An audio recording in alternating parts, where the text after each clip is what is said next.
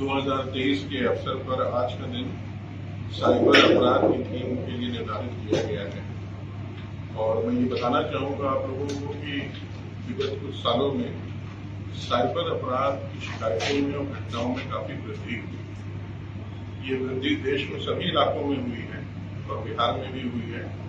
खासतौर से कोविड महामारी के बाद से इसमें काफ़ी शिकायतों में बढ़ोतरी देखी गई है और राज्य के कुछ जिले ऐसे हैं जो साइबर हॉटस्पॉट्स के रूप में निकल के सामने आए हैं, जिसमें सर्वाधिक शिकायतें और कांड दर्ज हुए हैं।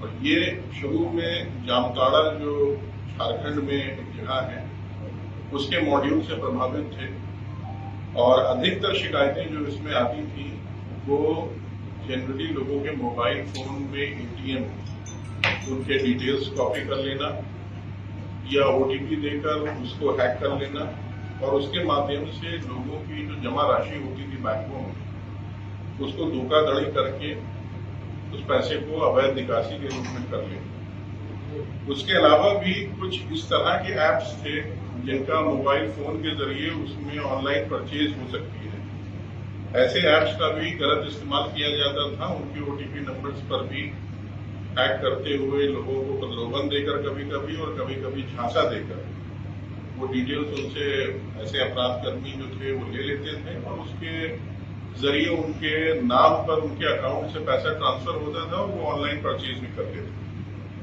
तो मुख्यतः ये सबसे बड़ी समस्या थी जिसमें लगभग 70% से ज्यादा शिकायतें हम लोगों के पास आती हैं। तो इसके निराकरण के लिए और लोगों की जो शिकायतें हैं उसके त्वरित विचारण और उस पर कार्रवाई के लिए एक हेल्पलाइन नंबर है जो 1930 के डिजिट से ये स्टार्ट होती है। ये व्यवस्था पहले से भी लागू है मगर इसको 26 तारीख से हम लोग रिवैम्प करके पूरी तरह से कारगर करेंगे और ये 24 घंटा कार्यरत रहेगी। इसके लिए आर्थिक अपराध इकाई के जो साइबर सेल है उसमें एक विशेष सेल का गठन किया गया है। 30 SIP लाइन्स हम लोगों ने BSNL की ली है जो 24 घंटा इस कार्य में लगी रहेंगी और जनता की जो भी शिकायतें हैं किसी भी समय, चाहे वो रात में हो दिन में हो, किसी भी समय तो शिफ्ट बना के उसमें हमारे पुलिसकर्मी पुलिस पदाधिकारी रहेंगे उपलब्ध और उनकी शिकायतों को दर्ज करेंगे। शिकायतों पर तुरंत कार्रवाई होगी। और इसके अलावा अगर किसी के बैंक के बारे में शिकायत आती है कि उनका पैसा निकलने वाला है या उसको उन्होंने गलत OTP नंबर देकर हैक होने की संभावना है तो कंसर्न बैंक से हम लोग बात करके ऐसे सस्पेक्टेड बैंक अकाउंट्स को फ्रीज कराएंगे और कोशिश की जाएगी कि उनका पैसे को जल्द से जल्द हम लोग वापस करवाएं। इसके लिए हम लोगों ने करीब 171 पुलिसकर्मियों को विशेष रूप से प्रशिक्षण दिया है। उनका प्रशिक्षण चल रहा है, वो 1-2 दिन में खत्म हो जाएगा। और ये सारे पुलिस पदाधिकारी जिसमें 6 इंस्पेक्टर्स हैं, 15 सब इंस्पेक्टर्स हैं और 150 के आसपास कांस्टेबल्स हैं जिसमें लगभग 40% महिला सिपाही हैं।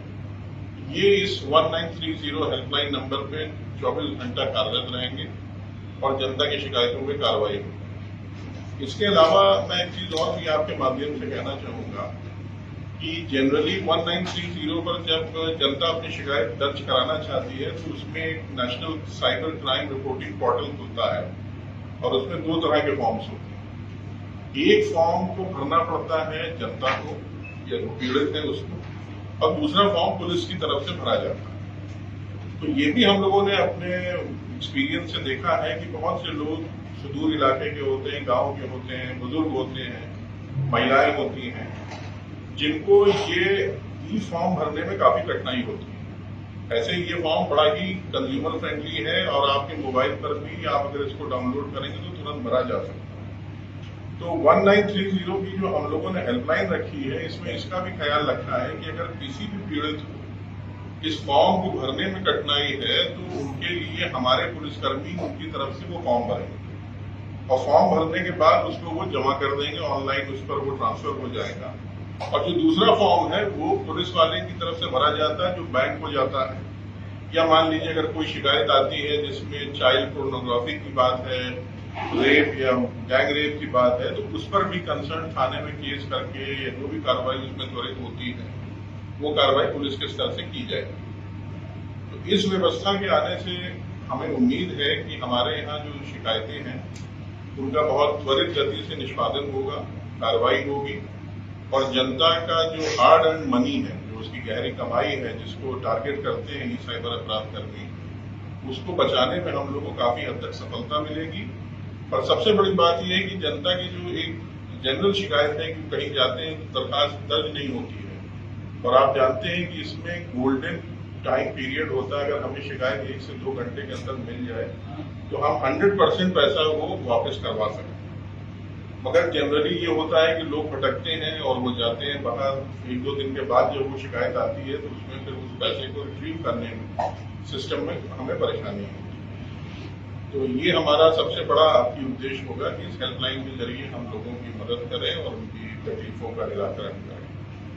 दूसरा पॉइंट जो मैं आपको बताना चाहता हूं कि हमारे यहाँ साइबर अपराध के विरुद्ध जो कार्रवाई होती है उसमें हमारे 74 साइबर सोशल मीडिया टीम्स हैं, साइबर सेल की सोशल मीडिया यूनिट्स हैं जो हर जिले में पदस्थापित हैं। 7 यूनिट्स हमारे आर्थिक अपराध इकाई में है और एक यूनिट हर जिले में कार्य कर रही है। इसमें 10 सदस्य हैं जिसमें इंस्पेक्टर इंचार्ज होते हैं, उनके साथ सब इंस्पेक्टर्स हैं, डेटा एंट्री ऑपरेटर्स हैं, प्रोग्रामर्स हैं और ट्रेन पर्सनल होते हैं। तो ये हर जिले में साइबर अपराध से संबंधित मामलों में जिला पुलिस को एक विशेषज्ञ राय देते हैं, तकनीकी सहायता देते हैं और कांडों के अनुसंधान में भी मदद करते हैं। तो इन टीम्स को और विकसित किया जा रहा है। इनको अब सभी जगह पर एक वाहन भी उपलब्ध करा दिया गया है और इसके सशक्त होने से इसमें और एडवांस रूप इनका आएगा सामने। तो इससे जिला स्तर पर भी जो कार्रवाइयां हैं, जो अपराध के विरुद्ध कार्रवाई चल रही है, उसमें तेजी आएगी। इसके अलावा हमारे यहाँ एक central cyber crime forensic laboratory और ट्रेनिंग सेंटर का भी निर्माण हुआ है और वो पूरी तरह कार्यरत है। ये cyber crime protection against women and children एक प्रोग्राम है भारत सरकार का, उसके तहत इसकी स्थापना हुई है जिसमें 2.30 करोड़ की लागत से ये बिल्डिंग बनी है। इसमें हार्डवेयर और सॉफ्टवेयर सारे हैं, टेक्नीशियंस हैं, एक्सपर्ट्स हैं और इनका बेसिकली काम होता है कि ये जो भी हमारे पास डिजिटल एविडेंस आती है, यानी अगर किसी जगह से कोई सीजर होता है या कोई टेक्निकल उनको स्पेसिफिकेशन चाहिए साइबर अपराध से जुड़ी चीजों का, उसकी जांच होती है और उसका तुरंत उनको जिला को या कंसर्न एजेंसी को हम लोग प्रोवाइड करते हैं। और साथ ही साथ ट्रेनिंग सेंटर के रूप में भी लोगों को ट्रेनिंग देने का काम ये सेंटर कर रहा है। अभी तक हम लोगों ने 651 थाना अध्यक्ष स्तर के पदाधिकारियों को ट्रेनिंग दी है, 1881 कुल पुलिस अफसरों को दिया गया है, 201 जुडिशियल ऑफिसर्स को ट्रेनिंग दी गई है और 190 के आसपास हम लोगों ने पब्लिक प्रोसिक्यूटर्स को ट्रेनिंग दी है, जो जिले में साइबर से रिलेटेड केसेस को देख रहे हैं, उनका विचारण में मदद कर रहे हैं। चौथा पॉइंट हमारा ये है कि आपने जनरली देखा होगा कि बहुत से लोग साइबर क्राइम या साइबर का गलत इस्तेमाल करके कंप्यूटर्स का, टेक्नोलॉजी का आपत्तिजनक या विवादित पोस्ट को कर देते हैं। इसमें जनरली वातावरण खराब हो जाता है, शांति व्यवस्था भंग होने की संभावना रहती है, आपसी उन्माद पैदा हो जाता है और इस प्रकार के ऑब्जेक्शनेबल और जितने भी कंटेंट्स हैं जिसमें आदमी को ये लगता है कि किसी के विरुद्ध कोई एक अभियान चलाकर विधि व्यवस्था की समस्या उत्पन्न करने का प्रयास हो रहा है, इस पर भी साइबर सेल काफी सजग है। अभी आपको याद होगा कि छपरा में हाल में ही घटना हुई जिसमें एक विवादित और आपत्तिजनक टिप्पणी होने से वहां पर तनाव हो गया था।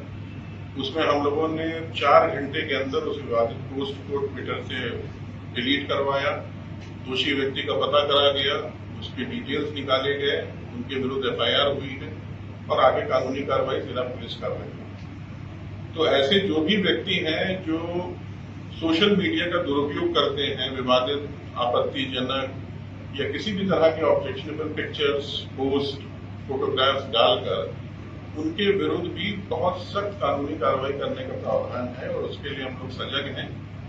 इसमें मैं आपकी तरफ से लोगों से अपील भी करूंगा कि आम जनता बिल्कुल भी इस प्रकार के र्यूमर्स पर और आपत्तिजनक पोस्ट पर ध्यान न दें। अगर उनको कभी भी ऐसा लगता है कि कोई व्यक्ति इस प्रकार के वर्गलाने का प्रयास कर रहा है, शांति व्यवस्था भंग करने के लिए विवादित और आपत्तिजनक पोस्ट, पिक्चर्स डाल रहा है, तो उसकी सूचना पुलिस को, उसके विरुद्ध कड़ी से कड़ी कार्रवाई होगी और इसमें कार्रवाइयां ऑलरेडी 2-3 जगह हम लोगों ने कर ली है। और एक चीज और इम्पोर्टेंट है कि साइबर आम जनता के लिए ये सर्विसेज हैं। हमारी आर्थिक अपराध इकाई जो नोडल एजेंसी है, इसमें जनता को अवेयर करने के लिए भी हम लोगों ने, जागरूक करने के लिए भी बहुत व्यापक अभियान चलाया है। हम लोगों ने पोस्टर्स, बैनर्स के जरिए लोगों को अवगत कराया है कि किन किन चीजों से बचें, क्या डूज एंड डोंट्स हैं, उनको अपने प्राइवेसी डिटेल्स नहीं देना चाहिए, कभी OTP नंबर शेयर न करें, कभी इस तरह के जो SMSs आते हैं या फोन कॉल्स आते हैं, अगर उनको लग रहा है कि उनके किसी भी डिटेल, बैंक अकाउंट या उनके पर्सनल मैटर्स के बारे में कोई जानकारी लेना चाह रहा है तो उसको हरगिज न दें। और ऐसे कोई भी सस्पिशियस कॉन्टैक्ट कम्युनिकेशन के बारे में तुरंत वो हमारे साइबर सेल को फोन कर सकते हैं, हेल्पलाइन नंबर्स का इस्तेमाल कर सकते हैं, नेशनल पोर्टल पे लॉगिन कर सकते हैं, नहीं तो अपने सबसे नजदीकी थाना को भी कवर कर सकते हैं, जिससे ऐसे व्यक्तियों के ऊपर हम लोग ससमय कार्रवाई करें। और यही मैं आश्वस्त करना चाहूंगा जनता को कि बिहार पुलिस दिवस के अवसर पर आज साइबर अपराध को हम लोगों ने मुख्य थीम रखा है और बिहार पुलिस और आर्थिक अपराध इकाई पूरी तरह सजग है। हम लोग अपनी तरफ से कोई प्रयास नहीं छोड़ेंगे कि जनता की शिकायतें, जनता की जो परेशानियां हैं साइबर के क्षेत्र में, उसमें उनको कोई उसका दुरुपयोग करके, उनको इस तरह से धोखाधड़ी करके उनकी हार्ड एंड मनी, उनकी गहरी कमाई को ले सके। और अगर कोई दोषी है तो उसके विरुद्ध कार्रवाई हो रही है। अभी आपने देखा होगा कि 11-12 तारीख को 2 दिन का हमारा एसराइट पूरे राज्य में चला था, जिसमें 35 से अधिक अपराधकर्मी गिरफ्तार हुए थे पूरे बिहार में। और नवादा से और खासतौर से सीवान से तो करीब हमको लगता है कि 1 दर्जन लोगों की अरेस्टिंग हुई है। तो ये कार्रवाई भी हमारी चल रही है, गिरफ्तारी की, इंटेलिजेंस की, सर्विलांस की, ऐसे अपराधकर्मियों पर, ऐसे इलाकों पर जहां पर हमें शिकायतें मिल रही हैं। और साथ ही साथ जनता से भी हम उनको जागरूक भी करना चाहते हैं। पोस्ट हमारे होम डिपार्टमेंट की भी तरफ से एडवर्टीजमेंट्स आ रहे हैं, लोगों को जानकारियां दी जा रही हैं कि वो बचें किसी भी तरह से। और अगर कोई शिकायत है तो वो जरूर हमसे संपर्क करें, उसका त्वरित निष्पादन।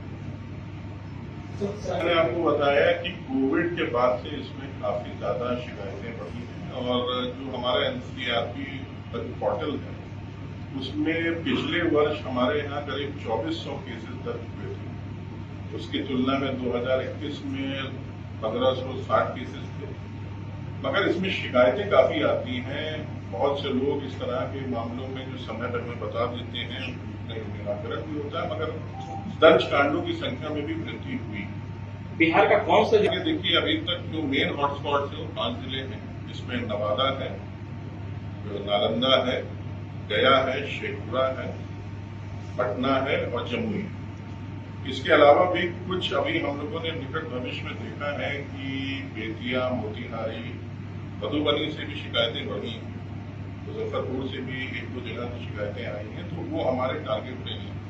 मगर ये 5 जिले तो हमारे सबसे अधिक प्रभावित हैं और ये हमारे हॉटस्पॉट डिस्ट्रिक्ट हैं। हम लोगों को भी बड़ा ये सेंसेशनल मामला था, क्योंकि इन लोगों ने जो रजिस्ट्री के डीड पेपर्स होते हैं इसको प्रोक्योर कर लिया था और उसको वहां से दस्तखत और अंगूठे की छाप लेकर उसका इन्होंने एक तरह से क्लोनिंग करने के बाद उनके नाम पर इन्होंने काफी धोखाधड़ी किया और काफी इलीगल ट्रांजैक्शन किए। तो ये बड़ा चिंता का विषय है। इसमें 2 चीज पे हम लोग अभी अनुसंधान में देख रहे हैं। देखिए, पहली चीज होती है कि किसी के बायोमीट्रिक डिटेल्स को कॉपी करना, फेक करना आसान काम नहीं है, ये बहुत मुश्किल काम है। दूसरा ये है कि साहब उनको ये डिटेल्स आखिर मिले कैसे, सरकारी डॉक्यूमेंट्स की उनके हाथ में कहाँ से ये पहुंचे हैं। तो इसमें कहीं ना कहीं हम लोग को लगता है कि कुछ लोकल एलिमेंट्स का भी इन्वॉल्वमेंट है जो साइबर अपराधियों के साथ थे। और नंबर्स के साथ साथ बैंक की भी इसमें हम लोग उनको भी गाइड कर रहे हैं, उनसे बात भी कर रहे हैं कि बायोमेट्रिक डिटेल्स पर उनको कुछ और सेफगार्ड्स करने की जरूरत है। क्योंकि इस तरह के मामले, देखिए मैंने जैसे बताया कि साइबर अपराध एक ऐसा अपराध है जिसकी कोई सीमा नहीं, जिसका कोई समय नहीं। कोई भी व्यक्ति कहीं से भी बैठकर किसी भी समय अपराध कर सकता है। उसको एक लैपटॉप, एक मोबाइल फोन की जरूरत है, डिटेल्स उसके पास हो तो वो कर सकता है। तो ऐसी चुनौती में हम सब लोग, यानी जितनी एजेंसी, उन सबको बहुत सजग होना होगा और अपने सेफगार्ड्स को डे बाय डे इम्प्रूव करना होगा। हमारे चेक्स और बैलेंसेस जो होते हैं, हमारे स्क्रूटनी के जो मेथड्स हैं, उसको रखना होगा और लोगों को भी इसमें अवेयर करना होगा कि वो संपर्क में रहें। अगर कहीं उनको लगता है जरा सा भी कहीं से कोई रेमिटेंस हो रहा है तो उस पर